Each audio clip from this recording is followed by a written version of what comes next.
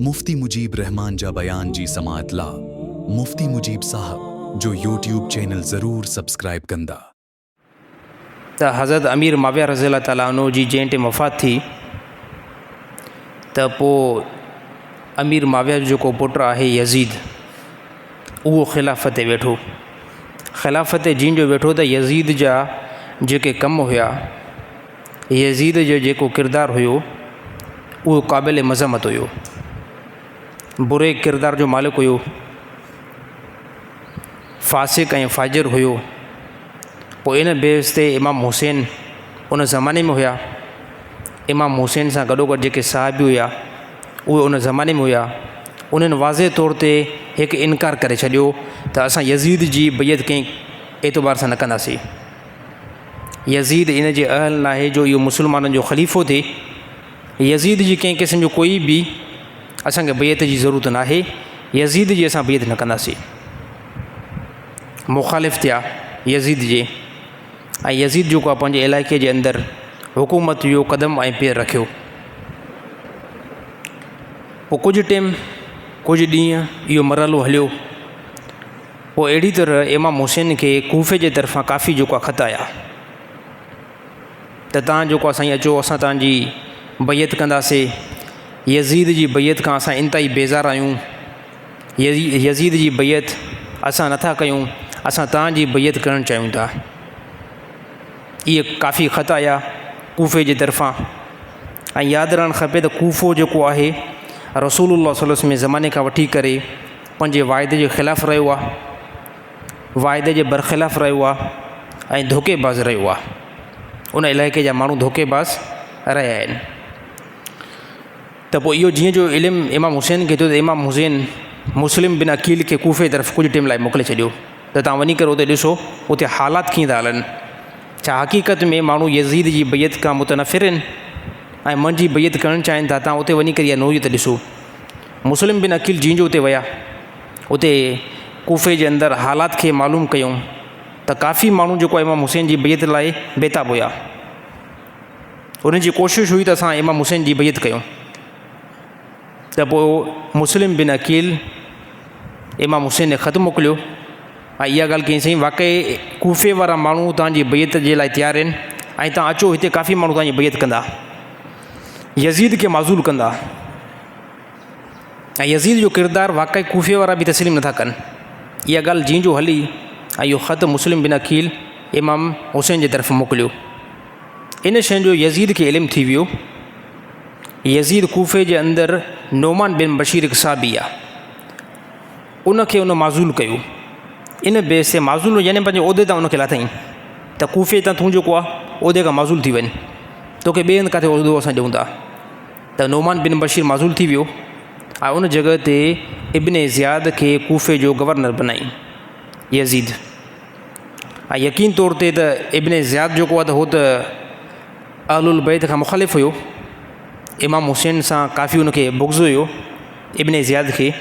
ऐं जीअं जो कूफ़े जे अंदरि उनजी हुकूमत अची वई त पोइ कूफ़े वारनि माण्हुनि खे उन काफ़ी टारगेट बनायो त तव्हां मां कोई बि जेकॾहिं इमाम हुसैन जी बैत कंदो त असां उनखे क़तलु कंदासीं। जेकॾहिं शहर में रहणु चाहियो था त यज़ीदी बैत ते जेको क़ाइमु दाइमु रहो। बाक़ी रहियो मसइलो मुस्लिम बिन अकील बि त कूफ़े में हुयो। इब्ने ज़ियाद क़तलु करण जो फ़ैसिलो कयो मुस्लिम बिन अकील जे लाइ, जंहिंखे इमाम हुसैन मोकिलियो हुयो। नेठि ॻाल्हि तमामु वॾो किसो वसी आहे, इन किसे खे खुटाइणो आहे। इब्ने ज़ियाद जेको आहे मुस्लिम बिन अकील खे शहीद कराए छॾियो ऐं इहा ख़बर इमाम हुसैन खे उते न पहुती। इमाम हुसैन खे इन ॻाल्हि जो इल्मु न रहियो। इमाम हुसैन पंहिंजे पूरे पके अज़म सां मक्का खां निकिता करबला जी तरफ़ सफ़र कंदे, छाजे करे त काफ़ी ख़त 150 जी तादाद में ख़त अची चुका हुया। मुस्लिम बिन अकील जेको ख़त मोकिलियो त उनजे अंदरि बि इहा ॻाल्हि हुई त वाक़ई हिते माण्हू तव्हांजी ख़िलाफ़त जे इंतज़ार में आहिनि, तव्हांजी बैत जे इंतज़ार में, तव्हां अचो। हाणे इहे ख़त पहुची विया। उन टाइम में जदीद जेको सिस्टम न हुयो त कॉल करे तव्हां ॿुधाए सघो था त केरु बंदो हिते ज़िंदा या कंहिंखे क़तलु कयो वियो आहे। ख़तनि जो ज़मानो हुयो। इमाम हुसैन पंहिंजो पूरो पको अज़म करे उतां सफ़र लाइ निकिता। हाणे इहा ख़बर पोइ ते इमाम हुसैन खे न पहुती त मुस्लिम बिन अकील के हिननि को शहीद करे छॾियो आहे। इहा ॻाल्हि इमाम हुसैन खे न पहुती। ख़तनि जो ज़मानो हुयो। पोइ इमाम हुसैन खे कुझु साहिबनि रोकियो हुयो।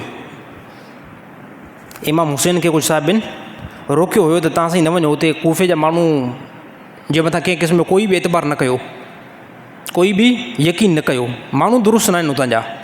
त इमाम हुसैन जो त ॾिसो यज़ीद जो जेको कमु आहे, यज़ीद जेको किरदारु आहे, उहो किरदारु दुरुस्त न आहे।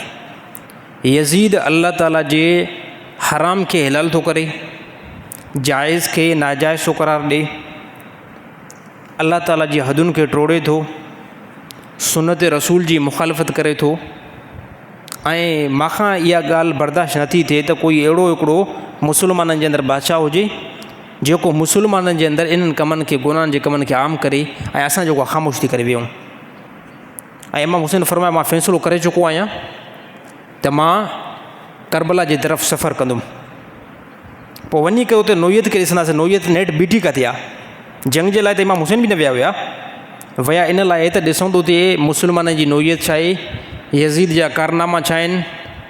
यज़ीद जेकॾहिं सुर में अचे थो त ठीकु आहे, नथो अचे त पोइ ॿिनि जा रस्ता खुलियल आहिनि। इमाम हुसैन जंग जे लाइ या लड़ाई जे लाइ या क़िताल जे लाइ हितां आज़म करे न विया हुया। उते जीअं जो पहुता त हाणे उते त सॼो माहौल गरम थी चुको हुयो, छो त उतां जो गवर्नर बि चेंज, मुस्लिम बिन अकील खे बि शहीद कयो वियो। पोइ इब्न ज़ियाद पंहिंजे तमामु जेको आहे पुलिस उन टाइम जेके उनजी फोर्सिस हुई उनखे तयारु कयो त इमाम हुसैन मक्का खां निकितो आहे ऐं हाणे करबला जी सरज़मीन ते अचण ते आहे।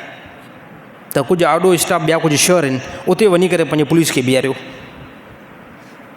कादसिया इलाइक़ो आहे हिकिड़ो, उते इमाम हुसैन जीअं जो पहिरियों पहिरियों पहुता त उते इब्न ज़ियाद पंहिंजी फ़ौज खे लाथो ऐं इहा ॻाल्हि कई त इमाम हुसैन जे तमामु साथियुनि खे, इमाम हुसैन खे कंट्रोल करे ऐं पोइ तव्हां इन्हनि खे असांजे घेरे में रखो। कादसिया ते जीअं जो इमाम हुसैन सां इब्न ज़ियाद जी फ़ौज मिली त उन्हनि चयो त साईं असांखे सिर्फ़ु इहो ई हुकुम आहे, कंहिं क़िस्म जो असां तव्हां सां क़तल न कंदासीं, कंहिं क़िस्म जो कोई बि लड़ाई न कंदासीं, असांखे सिर्फ़ु इहो हुकुम आहे तव्हांखे असां कंट्रोल में करे इब्न ज़ियाद ताईं पहुचायूं। त इमाम हुसैन इन ते ख़ामोशी इख़्तियार कई त ठीकु आहे, इब्न ज़ियाद भले अचे। पोइ इमाम हुसैन हितां सफ़र कयो नीनवा जी तरफ़, याने इब्न ज़ियाद जे घेरे जे अंदरि। फ़ौज जो घेरो हुयो, पुलिस जो घेरो हुयो।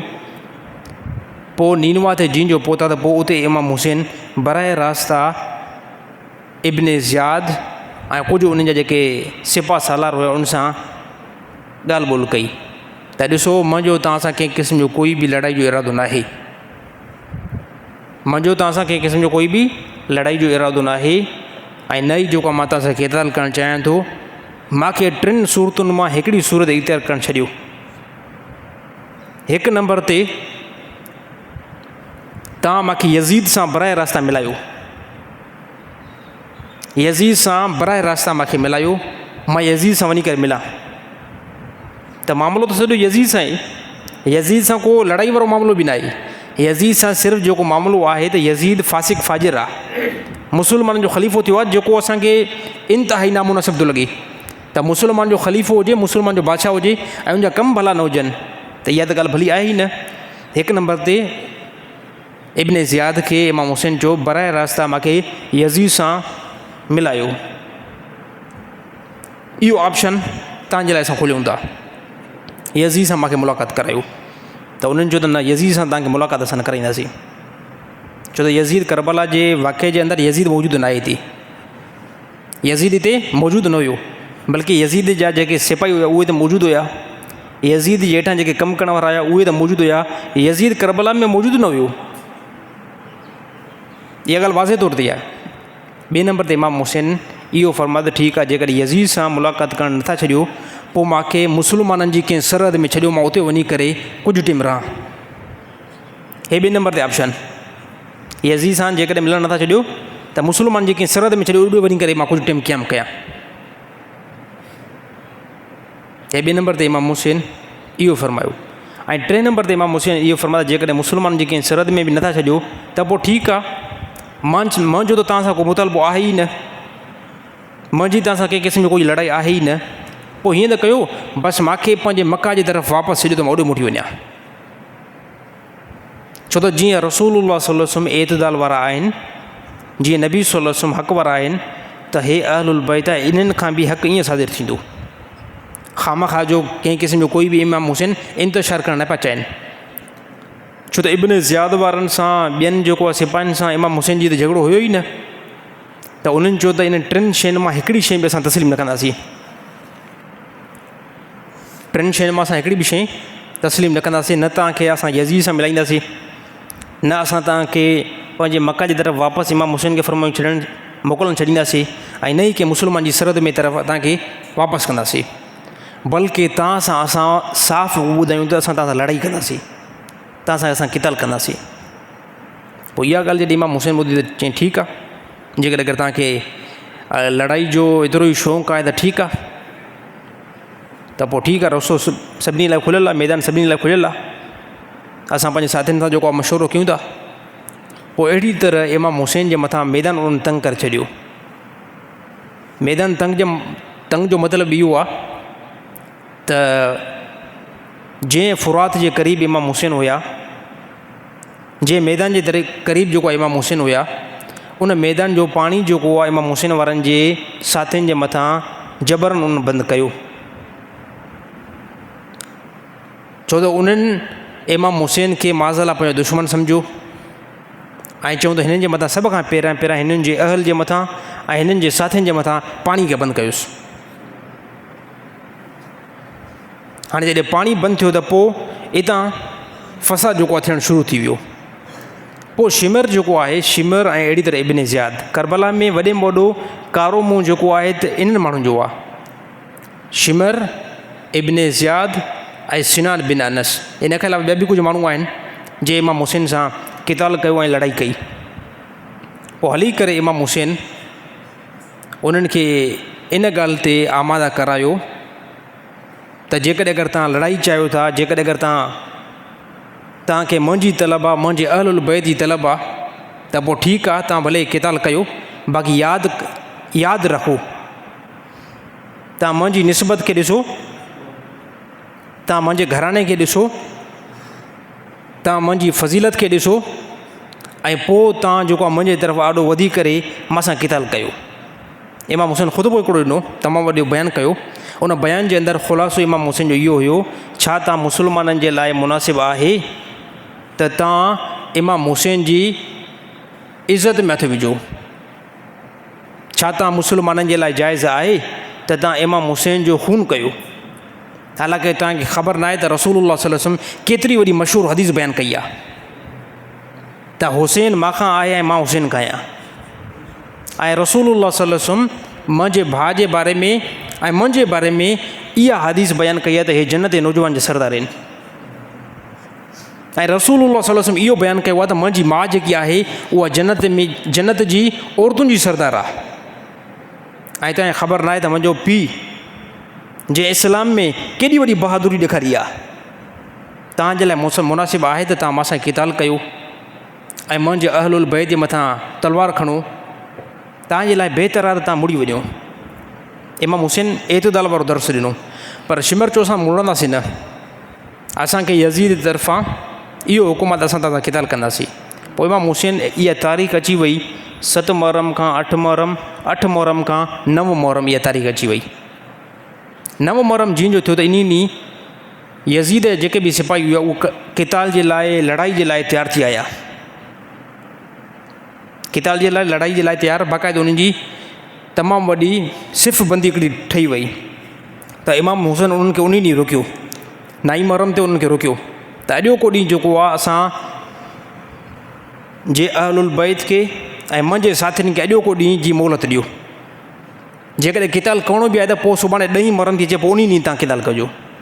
पोइ उन ॾींहं ते जेको आहे इब्न ज़ियाद वारा, शिमर वारा ऐं उन सां गॾु जेके सिनान बिन अनस, जेके बि काफ़र हुए, जेके बि मुस्लमान जी सूरत में हुया ज़ालिम, छो त काफ़र त उनखे असां नथा चई सघूं, ज़ाहिरी तौर में हो कलमो भरण वारा, ज़ाहिरी तौर में हो नमाज़ पढ़ण वारा, हाँ, ज़ाहिरी तौर में हो हज करण वारा, ज़ाहिरी तौर में इस्लाम खे मञण वारा, हे सभु जेके बंदा हुआ इहे ज़ाहिरी तौर में इस्लाम खे मञण वारा हुया। त पोइ उन्हनि जो ठीकु आहे, अॼोको ॾींहुं जेको आहे तव्हांखे 9 मुहर्रम ते असां मोहलत ॾियूं था। पोइ इमाम हुसैन तमामु पंहिंजे साथियुनि खे जमा कयो, उनखे ॿुधायूं तव्हां जेको आहे राति जी कंहिं अंधेरी जे अंदरि तव्हां निकिरी वञो राति जो। 72 टोटल गॾु हुया, जंहिंमें इमाम हुसैन सां घरवारियूं, धीअरूं, पुट, इमाम हसन जा पुट यानी भाटिया, ऐं अहिड़ी तरह पंहिंजा भाउ जेके हज़रत अली साईं जा पुट, उहे अहलुल बैत तक़रीबन इन अहलुल बैत खे जेकॾहिं असां शुमार कयूं था त उन्हनि जी तादादु 20-19 थिए थी। बाक़ी जेके 52 साथी हुया उन में कुझु साहबी हुया, उन में कुझु साहबी जा पुट हुया। उन्हनि खे फरमायो तव्हां जेको 50-52 जी जेकी तव्हांजी तादादु आहे न, तव्हां निकिरी वञो। दुश्मन खे सिर्फ़ु जेकी तलब आहे न, उहा सिर्फ़ु तलब असांजी आहे, ऐं असां दुश्मन जे घेरे में अची वियासीं, बसि उनजो मक़सदु इहो ई आहे। हाणे त राति जी तारीख़ी में काॾे निकिरी वञो। त साथियुनि चयो साईं असां तव्हांखे छॾे करे न वेंदासीं, असां तव्हांखे छॾे करे न वेंदासीं, असांजो जीअणु ऐं असांजो मरणु तव्हां सां वाबिस्ता आहे, तव्हांजे हर हिकु क़दम ते असां लबैक चवंदासीं। त इमाम हुसैन एॾी सारी वॾो बयानु करे पोइ साथियुनि खे जो ठीकु आहे, पोइ राति जो नमाज़ पढ़ो, राति जो ज़िक्र अस्कार कयो, ऐं मां सम्झां थो सुभाणे वारो जेको ॾींहुं आहे न, तव्हां सभिनी लाइ आख़िरी ॾींहुं अथव। सुभाणे वारो जेको ॾींहुं आहे, अॼु त 9 मुहर्रम आहे, सुभाणे वारो जेको ॾींहुं ईंदो न, उहो मां सम्झां तव्हां सभिनी लाइ आख़िरी ॾींहुं अथव। छो त इमाम हुसैन खे तजुर्बो जंगनि जे अंदरि, काफ़ियुनि जे अंदरि लथा हुया, ऐं पाण जेको पीउ आहे हज़रत अली साईं, उहो बि जंगनि में लड़ण में वॾो माहिर। इमाम हुसैन नोयत खे ॾिठो त साम्हूं जेको यज़ीदी लश्कर आहे, इन जी जेकी नोयत आहे न, इन जी नोयत इहा आहे त इहे क़तल खां अलावा हे मुड़ंदा ई न, हे क़िताल खां अलावा न मुड़ंदा, हे क़तल असांखे कंदा। पोइ इमाम हुसैन फरमायो अॼो की राति में वञी करे तहजुद पढ़ो, ज़िक्र अस्कार कयो, ऐं अहिड़ी तरह अलाह ताला खां दुआ घुरो। पोइ पूरी जेकी इहा 10 जी राति आई, अहलुल बैत ऐं अहिड़ी तरह इमाम हुसैन जा जेके बि साथी सभिनी दुआ इस्तग़फ़ार कयो। 10 मुहर्रम जीअं जो सुबुह सां थियो, 10 मुहर्रम हराम ते तमामु अहलुल बैत शहीद थिया। फजर नमाज़ पढ़ी करे पोइ फ़ारिग़ थिया। पोइ इन टाइम बि इमाम हुसैन तमामु वॾो ख़ुतबो ॾिनो, जंहिंजे अंदरि पंहिंजी फज़ीलत बयानु कयूं। त ॾिसो नबी सल्लल्लाहु अलैहि वसल्लम फरमायो हुसैन मिनी वाना मिनल हुसैन, नबी जो फ़रमानु आहे, ऐं तव्हां चओ था असां मुस्लमान आहियूं, त तव्हां जेकॾहिं अगरि मुस्लमान आहियो कम से कम नबी जी हिन ॻाल्हि खे त वठो। त नबी तो फरमायो त हुसैन मां खां आहे ऐं मां हुसैन खां आहियां। ऐं अहिड़ी तरह ॿियो ॿुधायूं त नबी सल्लल्लाहु अलैहि वसल्लम फरमायो हसन ऐं हुसैन जन्नत जे नौजवान जा सरदार आहिनि। हे बि नबी जी हदीस आहे। ऐं इन सां गॾु नबी ईअं बि फरमायो आहे त फ़ातिमा जन्नत जी औरतुनि जी सरदार आहे। ऐं मुंहिंजे पीउ जे बारे में बि नबी सल्लल्लाहु अलैहि वसल्लम तमामु वॾी फज़ीलत बयानु कई आहे। तव्हां मुस्लमान आहियो, तव्हांजे लाइ जाइज़ न आहे, काफ़र को क़िताल करे उहो करे सघे थो। तव्हां पाण खे सदायो मुस्लमान, तव्हांजे लाइ जाइज़ न आहे त तव्हां मुंहिंजी इज़त में ऐं मुंहिंजे खून में तव्हां हथु विझो। त शिमर ॾिठो त शिमर इहा ॻाल्हि इमाम हुसैन जो ख़ुतबो 10 मुहर्रम ते जीअं जो ॿुधो ऐं साम्हूं बिल्कुलु तयारु थी करे बीठा हुया। इब्न ज़ियाद इहो ख़ुतबो ॿुधो, उहे हैरान थी विया। उन चयो त जेकॾहिं अगरि इमाम हुसैन पंहिंजे ख़ुतबे खे अञा जारी रखियो त हे जेके असांजा माण्हू इहे फिरी करे इमाम हुसैन तरफ़ां थींदा ऐं असांखे जेको मारे विझंदा। हाणे सभ खां पहिरियां शिमर जेको आहे तीर हलाइणु शुरू कयो ऐं अहिड़ी तरह इब्न ज़ियाद तलवार हलाइणु शुरू कई। हाणे जॾहिं तीर हलियो तलवार हलियो त पोइ त मामिलो साईं गरम थी वियो, ॿिनि तरफ़ां मामिलो गरम थी वियो, क़िताल हलंदो रहियो, क़तल हलंदो रहियो।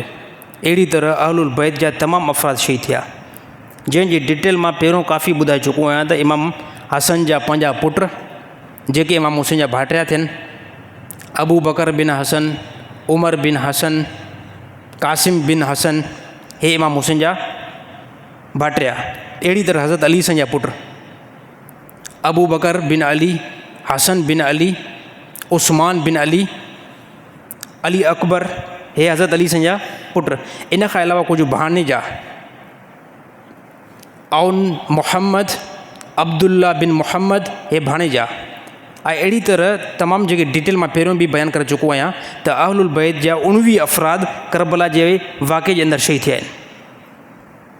19 अफ़राद, ऐं जंहिंमें 2 ग़ुलाम बि हुया। हिकिड़ो ग़ुलाम हज़रत अली साईं जो पंहिंजो ऐं हिकिड़ो इमाम हसन जो। हज़रत अली साईं जो ग़ुलाम जेको हुयो उहो फ़ेरोज़ जो नालो हुयो ऐं इमाम हसन जो पंहिंजो ग़ुलाम बि। 19 अफ़राद करबला में इमाम हुसैन सां गॾु शहीद थिया आहिनि। बाक़ी 52 साथी अलॻि आहिनि। इहो क़िताल हलंदो रहियो साईं, क़िताल हलंदो रहियो। अचानक इहा ज़ोर जी नमाज़ अची वई ऐं इहो ॾींहुं 10 मुहर्रम हराम 61 हिजरी। यानी रसूलुल्लाह सल्लल्लाहु अलैहि वसल्लम जी हिजरत के मक्का खां मदीने तरफ़ जॾहिं आया आहिनि इन खे 61 साल थियो आहे। 61 साल खां बाद में करबला जो वाक़ियो पेश आयो आहे। पोइ ज़ोर नमाज़ खां बाद में इमाम हुसैन जा अक्सर साथी शहीद थी चुका हुआ। अक्सर साथी शहीद जेको थी चुका हुआ। त पोइ सिर्फ़ु इमाम हुसैन अकेला पता। हाणे शिमर ऐं इब्न ज़ियाद उन्हनि जो त हाणे सिर्फ़ु इमाम हुसैन खे शहीद करिणो आहे। त इमाम हुसैन जे अंदरि तमामु वॾी बहादुरी हुई, छो त खून रसूलुल्लाह सल्लल्लाहु अलैहि वसल्लम जो आहे, खून हज़रत अली साईं जो आहे ऐं खून बीबी फ़ातिमा जो आहे। निस्बत जेकी बि अचे थी उहा सॼी अल्लाह जे नबी खां थी अचे। त पोइ आख़िरी टाइम में जंहिं टाइम इमाम हसन इमाम हुसैन तमामु साथी जॾहिं शहीद थी विया, पोइ इमाम हुसैन जे मथां जॾहिं 20-25 माण्हू मिली करे हमिलो कयो, जंहिंमें शिमर इहा ॻाल्हि कई। शिमर इहा ॻाल्हि कई त इमाम हुसैन सां पंहिंजे साथियुनि खे चई ज़ालिमो त इमाम हुसैन जे मथां वार नथा करे सघूं। त पोइ शिमर खे चवंदो असां जेको लहारायूं था, असां अकेला वार नथा करे सघूं। पोइ शिमर हिकिड़ो मशवरो ॾिनो, चई ईअं कयो त अकेलो बंदो वार त बिल्कुलु न करे सघंदो, तव्हां हाणे हीअं थियो तव्हां 20-25 मिली करे इमाम हुसैन जे मथां वार कयो। 20-25 मिली करे इमाम हुसैन जे मथां वार कयो। जॾहिं इहा ॻाल्हि इमाम हुसैन परे खां ॿुधी त पोइ हीअं फ़रमायूं, इमाम हुसैन फ़रमायो सच फ़रमायो अल्लाह ऐं उनजे रसूल। अल्लाह जे नबी सच फ़रमायो। नबी सल्लल्लाहु अलैहि वसल्लम पंहिंजे ज़माने जे अंदरि ईअं फ़रमायो त मां हिकु कारे कुते खे ॾिसां थो जेको मुंहिंजे अहलुल बैत जो खून थो पीए।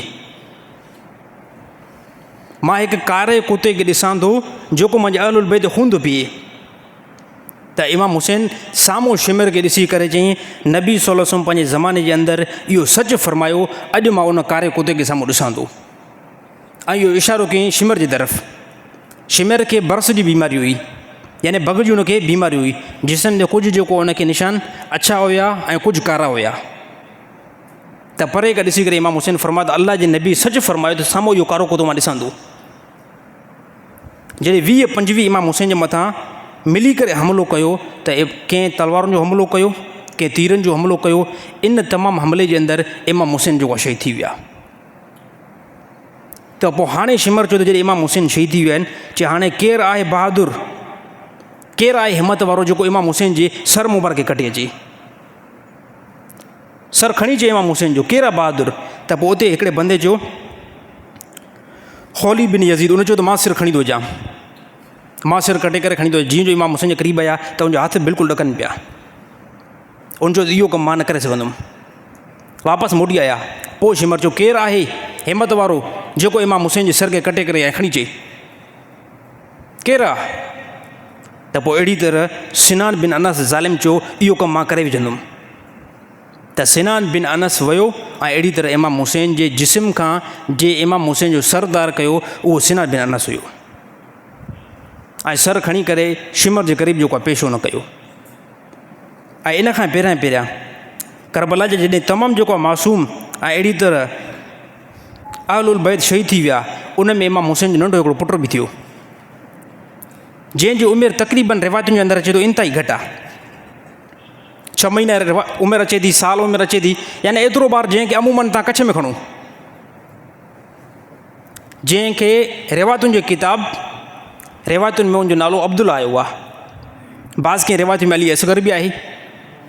त इमाम हुसैन जो उहो पुटु, पोइ जॾहिं आख़िरी इमाम हुसैन जो मरहलो थियो त इमाम हुसैन जो त आख़िरी में जॾहिं बंदो हिन दुनिया खां वेंदो आहे त हर हिकु पीउ जी ख़्वाहिश हूंदी आहे त मां वञी करे पंहिंजे ख़ानदान में वञी करे मिलां, औलाद खे आख़िरी टाइम में ॾिसां। हर हिकु पीउ जी इहा ख़्वाहिश हूंदी आहे त मौत जो जंहिं टाइम ईंदो आहे त पोइ उहो पीउ चवंदो आहे त मुंहिंजे क़रीब मुंहिंजी औलाद कयो, हा मुंहिंजे क़रीब मुंहिंजी औलाद कयो। या औलाद चवंदी आहे यार पीउ खे आख़िरी टाइम में ॾिसां, अबे खे घुरायो। त पोइ आख़िरी जंहिं टाइम थियो त पोइ इमाम हुसैन चयो त हाणे शहादत जो मक़ाम त उहे बि ॾिसणो आहे, हाणे मुंहिंजे पुट खे घुरायो त मां उनखे नंढे खे ॾिसां जेको इंतिहाई नंढो आहे। त अहलुल बैत जूं घरवारियूं जेके नबी सल्लल्लाहु अलैहि वसल्लम जूं ॼाणियूं, उन्हनि जेको ॿार मोकिलियो त उन्हनि में इब्न मुवक्किद जेको यज़ीद टोले खां हिकिड़ो शख़्स हुयो, मलऊन इब्न मुवक्किद, उन जेको तीर निशानो उन ज़ालिम जो वॾो पको हुयो, उन परे खां निशानो बनाए करे इमाम हुसैन जे पुट जे तरफ़ तीर हयो ऐं उहो सिधो तीर अची करे इमाम हुसैन जे पुट खे गले मुबारक में लॻो, जंहिंखां उहो बि शहीद थी वियो।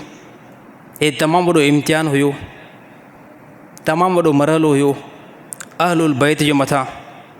अहलुल बैत खे अॼुकल्ह सिर्फ़ु असां माज़ल्ला 10 ॾींहंनि जे लाइ सिर्फ़ु ड्रामेबाज़ी बनाई आहे, 10 ॾींहंनि जे लाइ सिर्फ़ु असां जेको तमाशो बनायो आहे, 10 ॾींहंनि जे लाइ असां सिर्फ़ु इन खे खेल ऐं तमाशो बनायो आहे।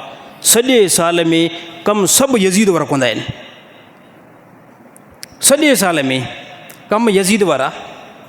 10 ॾींहंनि में असांखे इमाम हुसैन यादि ईंदो आहे, 10 ॾींहंनि में तव्हां फिल्मुनि खां परे थींदा आहियो, 10 ॾींहंनि में तव्हां व्याज खां मुश्किल आहे न परे थींदा हूंदव, पर बिलफ़र्ज़ 10 ॾींहं व्याज खां परे थींदा हूंदव। 10 ॾींहं को मुस्लमान शराब खां परे थींदो हूंदो, मूंखे नथो लॻे त हिन 10 ॾींहंनि में कोई शराब खां ई परे थींदो हूंदो। 10 ॾींहं को क़तल खां परे थींदो, पर मूंखे नथो लॻे त मुहर्रम जा 10 ॾींहं में कोई क़तल खां पोइ ते थींदो हूंदो, चोरी खां पोइ ते थींदो हूंदो। सॼे साल जे अंदरि चोरी, शराब, क़तल, डाको, फ़रेब, धोखेबाज़ी, 2 नंबरी ऐं नारो हिकिड़ो असां लॻाईंदा आहियूं त मां त हुसैनी आहियां। कमु सॼे साल में यज़ीद वारा, कमु सॼे साल में यज़ीद वारा ऐं नारो इहो असां लॻाईंदा आहियूं त असां जेको हुसैनी आहियूं। क़यामत ॾींहुं यज़ीद जी लिस्ट खां पोइ उथंदव। अहिड़ा कमु कयो त इमाम हुसैन तव्हांखे पंहिंजी मोहबत में तस्लीम त करे। हे कहिड़ी मोहबत, हे त ड्रामेबाज़ी आहे। पोइ न ज़िंदगी में नमाज़ आई, न ज़िंदगी में सचाई आई, न ज़िंदगी में रोज़ा आया, न ज़िंदगी जे अंदरि एतदाल आयो, इंसाफ़ आयो, न ज़िंदगी में असांजे घरनि जे अंदरि पर्दो आयो, न असांजी औरतुनि नमाज़ पढ़ी। नारो सिर्फ़ु हिकिड़ो लॻाईंदा आहियूं, असां हुसैनी आहियूं।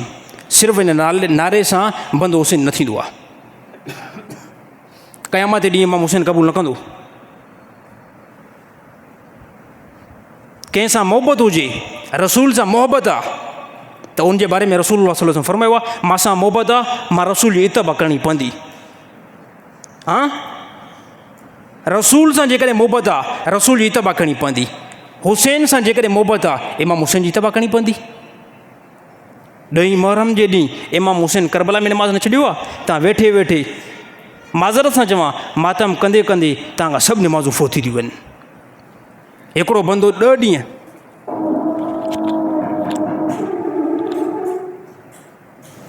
हिकिड़ो बंदो जेको 10 मुहर्रम ते सुबुह खां वठी करे मशी कंदो रहे, हाँ, पंहिंजे पुठी ते मातम कंदो रहे, त उनजे पुठी खां रत बीहंदी?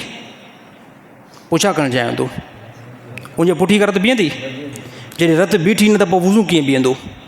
जॾहिं वुज़ू न बीठो त पोइ तूं नमाज़ कीअं पढ़ंदी? मां दावा सां ॻाल्हि कयां थो, इन 10 मुहर्रम जे ॾींहुं अक्सर जेके पंहिंजे पुठियुनि ते मछलियूं हणनि था, अक्सर जेके पंहिंजे पुठियुनि ते मछलियूं हणनि था, मेंबर ते वेठो आहियां, कसम खणी करे ॻाल्हि कयां थो, हिकिड़ी नमाज़ बि न पढ़ंदा आहिनि। हिकिड़ी नमाज़ बि नथा पढ़नि। ऐं दवा मूंखे इमाम हुसैन सां मोहबत आहे, हे कूड़ आहे। मसलक पंहिंजी जॻह ते आहे, मसलक पंहिंजी जॻह ते आहे, असांजो मसलक अलॻि आहे। असांजो अक़ीदो पंहिंजो आहे, असांजो अक़ीदो उन्हनि जो जहिड़ो अक़ीदो न आहे, उनजो पंहिंजो अक़ीदो आहे, असांजो पंहिंजो अक़ीदो आहे। पर हिकिड़ी मां फ़िक्र ॾियणु चाहियां थो, हिकिड़ी मां फ़िक्र ॾियणु चाहियां थो, सिर्फ़ु इन सबील सां, सिर्फ़ु इन न्याज़ सां, सिर्फ़ु इन मशी ऐं मातम सां मां मथे ते हलफ़ खणी करे, क़ुर मथे ते रखे करे इहा ॻाल्हि करणु चाहियां थो, इन शयुनि सां इमाम हुसैन राज़ी न थींदो। जेकॾहिं ज़िंदगी में नबी जी इत्बा न आई,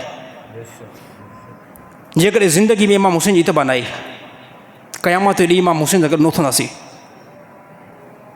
दीन अञा ॿियो कुझु घुरे पियो, दीन अञा ॿियो कुझु घुरे पियो। औरतुनि खे पर्दो नथा करायो, औरतुनि खे पर्दो नथा करायो, ऐं औरतूं ईअं बाज़ार जी तरफ़ वियूं।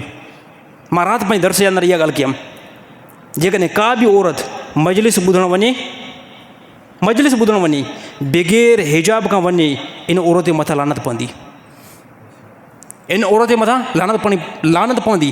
ॿी बि ॻाल्हि करणु चाहियां थो, कोई औरत नात ख़्वानी ॿुधणु वञे, कोई औरत नात ख़्वानी ॿुधणु वञे, बग़ैर हिजाब खां वञे, इन जे मथां लानत पवंदी, सवाबु न मिलंदो। कोई औरत तबलीग ते वञे, कोई औरत तबलीग ते वञे, बग़ैर हिजाब खां वञे, चवे त मां इहो दीन जो कमु करणु वञा थी, अलाह जो कसम इन औरत जे मथां बि लानत पवंदी। कहिड़े तरफ़ असां हलूं था हिन टाइम? असांजी औरतुनि जे अंदरि हिजाब न आहे, ऐं असांजी औरतूं ईअं वञी करे मजलिस ॿुधणु वञनि बग़ैर हिजाब खां, बाज़ार खां गुज़र कनि, ऐं मां चवां त हे दीन आहे? अलाह जो कसम हे दीन न आहे। असांजूं औरतूं तबलीग ते वञनि ऐं अकेलियूं वञनि, बग़ैर हिजाब खां वञनि, पर्दो लाहे करे वञनि, ऐं मां चवां त हे दीन जो कमु आहे? अलाह जो कसम आहे इहो दीन जो कमु न आहे। मुंहिंजे मथां लानत ईंदी, औरतुनि जे मथां बि लानत ईंदी। असांजूं औरतूं नात ख़्वानी ॿुधणु वञनि, मीलाद आहे साईं, नात ख़्वानी ॿुधण थियूं वञनि, ऐं बग़ैर हिजाब खां निकितियूं ॿाहिरि, सॼो उन्हनि जो मुंहुं खुलियल आहे, बाज़ औक़ात मथो बि खुलियल आहे। अलाह जो कसम आहे इहो मीलाद ते नात ख़्वानी ॿुधणु वेंदियूं, नेकी न मिलंदी, ख़ुदा जी लानत पवंदी। हिजाब अहलुल बैत सेखारियो आहे, हिजाब अहलुल बैत सेखारियो आहे, नबी सल्लल्लाहु अलैहि वसल्लम जे घराने सेखारियो आहे, ऐं उनखे असां ऊंधो पेश करे इनखे असां दीन चऊं, हे असांजी गुमराही आहे, हे असांजी गुमराही आहे। छा ज़रूरत हुई? छा इमाम हुसैन खे ज़रूरत सिर्फ़ु एतिरी ॻाल्हि करणी हुई यज़ीद सां हथु मिलाइणा, यज़ीद सां हथु मिलाइणा, पूरी ज़िंदगी मका में नमाज़ पढ़ंदा इमाम हुसैन। यज़ीद कुझु बि न चवे हा, यज़ीद प्रोटोकॉल ॾे हा, यज़ीद इमाम हुसैन खे अञा प्रोटोकॉल ॾे हा, जेकॾहिं इमाम हुसैन ख़ामोशी इख्तियार कंदा। पूरी ज़िंदगी इमाम हुसैन हज कंदा रहंदा, उमिरो कंदा रहंदा, नमाज़ूं पढ़ंदा रहंदा, पर साम्हूं नज़र आयो केरु आहिनि? नबी जी औलाद आहे, ऐं नबी जी औलाद खे फ़िकिर आहे त असांजो नानो जेको दीन खणी आयो आहे इन दीन खे उबतो रंग थो अचे, इहो दीन बातिल थो थिए, इहो दीन असांजे हथनि खां थो वञे, ऐं इन दीन खे ग़लति रंग ॾेई करे ऐं ग़लति तशरीह ॾेई करे बयानु थो कयो वञे। इन जे करे इमाम हुसैन उतां मका खां सफ़र कयो, मका खां सफ़र कयो इमाम हुसैन, ऐं हलंदा आया, ऐं पंहिंजे तमामु अहलुल बैत खे, पंहिंजे तमामु घराने खे इन एतबार सां शहीद करायूं त यज़ीद अल्लाह ताला जे हराम खे हलाल थो चवे, यज़ीद नाजाइज़ खे जाइज़ थो करार ॾे, यज़ीद सुनत जी मुखालफ़त थो करे, यज़ीद अल्लाह ताला जे हदुनि खे टोड़े थो। इन कम जे लाइ इमाम हुसैन निकिता, ॿियो को त कोई गर्ज़ु न हुयो। छा इमाम हुसैन खे इहो गर्ज़ु हो त मूंखे जेको हुकूमत मिले, मूंखे जेको सल्तनत मिले? सिर्फ़ु इहो ई गर्ज़ु हुयो त दीन जेको आहे, जंहिंजे लाइ असांजे नाने पेड़ ते पथर ॿधा आहिनि, जंहिं दीन जे लाइ असांजे नाने जा ॾंद शहीद थिया आहिनि, तमामु सहाबा शहीद थिया आहिनि, जंग बदर जे अंदरि, जंग ओद जे अंदरि, उहो दीन खे हिन टाइम ॿियो थो रंग मिले, इन जे लाइ निकिता। ऐं तव्हां सिर्फ़ु 10 ॾींहंनि खे सभु कुझु सम्झी करे ऐं पूरो साल यज़ीदी पैरवी सिर्फ़ु हिन 10 ॾींहंनि जे अंदरि तव्हां चओ त इमाम हुसैन राज़ी थींदो, इन मरहले में इमाम हुसैन राज़ी न थींदो।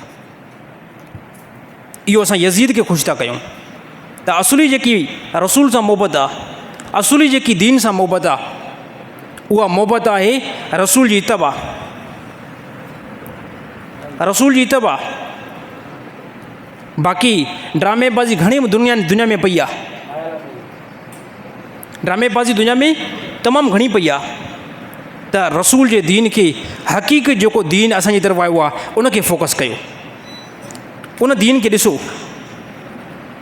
त अहिड़ी तरह इमाम हुसैन जो जीअं सर मुबारक सिनार बिन अनस कटियो, इन खां बाद में इहो सर मुंतक़िल हितां कयो वियो। इब्न ज़ियाद इमाम हुसैन जे सर खे आड़ो रखे करे ऐं हैरान थियो। इब्न ज़ियाद जो त अहिड़ो हुस्न मां कॾहिं बि न आहे ॾिठो जेको जिस्म खां धार आहे ऐं पोइ बि चिमके थो, अहिड़ो हुस्न मां कॾहिं बि ॾिठो आहे। ऐं इब्न ज़ियाद छड़ी खणी करे ऐं अहिड़ी तरह इमाम हुसैन जे मुंहुं मुबारक ते हईं। ऐं पोइ हिते अबू बरज़ा असलमी साहबी रसूल आहे, जेको तक़रीबन 80 साल खां मथे उमिरि आहे हुनजी, ज़ईफ़ साहबी आहे। अबू बरज़ा असलमी उन इब्न ज़ियाद खे साम्हूं ॾिठो त इमाम हुसैन जे मुंहं खे छड़ी थो हणे, ऐं पोइ परे खां चइसि, ए ज़ालिम, इन छड़ी खे हटा, मां कसम खणां थो नबी सल्लल्लाहु अलैहि वसल्लम चपनि ते चुमी ॾिनी आहे, नबी सल्लल्लाहु अलैहि वसल्लम चपनि मुबारक ते वाज़े तौर ते मां ॾिठो आहे, मुंहिंजी उमिरि वॾी आहे, नबी सल्लल्लाहु अलैहि वसल्लम चुमी ॾिनी आहे। नबी सल्लल्लाहु अलैहि वसल्लम इमाम हसन जे गिटनि ते चुमी ॾिनी आहे, मथे मुबारक ते चुमी ॾिनी आहे, इहा छड़ी तव्हां हटा। अहिड़ी तरह पोइ इब्न ज़ियाद जो त जेकॾहिं अगरि तुंहिंजी उमिरि वॾी न हुजे हा, अबू बरज़ा असलम खे चई जेकॾहिं अगरि तुंहिंजी उमिरि वॾी न हुजे न, तुंहिंजो अशर बि माज़अल्लाह ईअं कयां, पर तुंहिंजी उमिरि वॾी आहे इन करे मां तुंहिंजो ख़्यालु थो कयां। जंहिं टाइम मुकमल वाक़ियो करबला कंप्लीट थी वियो ऐं इहा ॻाल्हि मशहूरु थी वई, साहबा जी तरफ़ इहा ॻाल्हि पहुती, मदीना जे अंदरि इहा ॻाल्हि पहुती ऐं मक्का जे अंदरि इहा ॻाल्हि पहुती। साहबा जो तमामु वॾो को मजमो न हुयो, इहो आख़िरी मरहलो आहे। थोरी तादाद में को 100-150 को साहबा पोइ बदल हुया। अक्सर साहबा जो इंतकाल थी चुको हुयो, साहबा शहीद थी चुका हुया, थोरा साहबी हुया। इहा ॻाल्हि जीअं साहिबनि ताईं पहुती ऐं साहबा एतिरो इन ग़म खे पंहिंजे मथां खयो त साहिबनि जो त असां ॾिठोसीं, मक्का जे अंदरि असां ॾिठोसीं, मदीना जे अंदरि असां ॾिठोसीं, 2 महीननि ताईं सिज जीअं जो तुलू थिए पियो, 2 महीननि ताईं जीअं जो सिज उभरे पियो। इमाम हुसैन जी शहादत खां बाद में असां ॾिठोसीं सिज जे अंदरि ॻाढ़नि जी रोशनी जेकी आहे उहा ज़्यादा हुई। उन सिज जी रोशनी जीअं जो भित ते पए पई, महसूसु ईअं थिए पियो ॼण हिन भित जे मथां को खून हारियल आहे। 2 महीननि ताईं इहा कैफ़ियत जेको आहे साहिबनि फरमायो इहा पेश ईंदी रही। त वाक़िआ करबला हिकु पैगाम आहे त पंहिंजी ज़िंदगी खे चेंज कयो, ज़िंदगी खे पाकीज़ा बनायो। इमाम हुसैन जी एतिरी क़ुर्बानी, एॾी सारी क़ुर्बानी खे ॾिसी करे पोइ बि तव्हां नमाज़ जा पाबंद न थियो त पोइ तव्हांखे पंहिंजे बंदि हिकु कमरे में रोअणु खपे। इमाम हुसैन जी एतिरी सारी क़ुर्बानी खे ॾिसी करे पोइ बि तव्हांजे अंदरि सचाई न आई, तव्हांखे बंदि कमरे में पंहिंजे अकेला में पोइ रोअणु खपे त मां कहिड़ो इंसानु आहियां, मां कहिड़ो पथर दिलि इंसानु आहियां। हेॾी सारी मां हिस्ट्री खे ॿुधी करे ऐं वाक़े खे ॿुधी करे ऐं पोइ बि मुंहिंजे दिलि जे अंदरि कंहिं क़िस्म जो कोई बि रहम नथो अचे। त मुंहिंजा भाइर दोस्तो, इस्लाम जे लाइ साहबा अहलुल बैत जेकी क़ुर्बानी ॾिनी आहे, इन क़ुर्बानी जूं तव्हांखे ऐं असांखे क़दुरु न आहे। छाजे करे क़दुरु न आहे? त तव्हांजो रुपयो न लॻो आहे इस्लाम जे मथां, तव्हांजो रुपयो न लॻो आहे, तव्हांजो 100 रुपयो न लॻो आहे, तव्हांजो को हिकिड़ो बि ख़ानदान में हिकिड़ो फ़र्द इस्लाम जे लाइ शहीद न थियो आहे। पोइ तव्हांखे कहिड़ो टेंशन जॾहिं कंहिं क़िस्म जी कोई बि रक़म न लॻी आहे, पैसो न लॻो आहे, ख़ानदान मां को हिकिड़ो फ़र्द शहीद न थियो आहे इस्लाम जे करे, पोइ छा क़दुरु हूंदो इस्लाम जो? फ्री में जेकी शइ ईंदी आहे उनजो क़दुरु नाहे हूंदो, फ्री में जेकी शइ मिलंदी आहे उनजो वक़ार दिलि जे अंदरि नाहे मिलंदो। इन जे करे इस्लाम तव्हां सभिनी खे ऐं मूंखे फ्री में मिलियो आहे, घर में वेठे वेठे इस्लाम मिलियो आहे। मुंहिंजो ॾाॾो जेको आहे मुस्लमान, मुंहिंजो परॾाॾो जेको आहे मुस्लमान, मुंहिंजो परॾाॾे जो पीउ जेको आहे उहो मुस्लमान ऐं मां बि इन जे करे मुस्लमान। त ज़िंदगियुनि खे चेंज कयो। अगरि ज़िंदगियुनि खे चेंज न कंदो, कंहिं बि दुनिया जे इंसान खे ख़सारो न पवंदो, कंहिंखे बि ख़सारो न पवंदो, ख़सारो तव्हांजी ज़ात खे पहुचंदो। मासियत खे छॾियो, गुनाहनि खे छॾियो, जेतिरो गुनाहनि खे छॾींदो अलाह ताला ओतिरी तव्हांजी ज़िंदगी जेको आहे पाक बनाईंदो। अलाह ताला अमल करण जी तौफ़ीक़ अता फ़रमाए।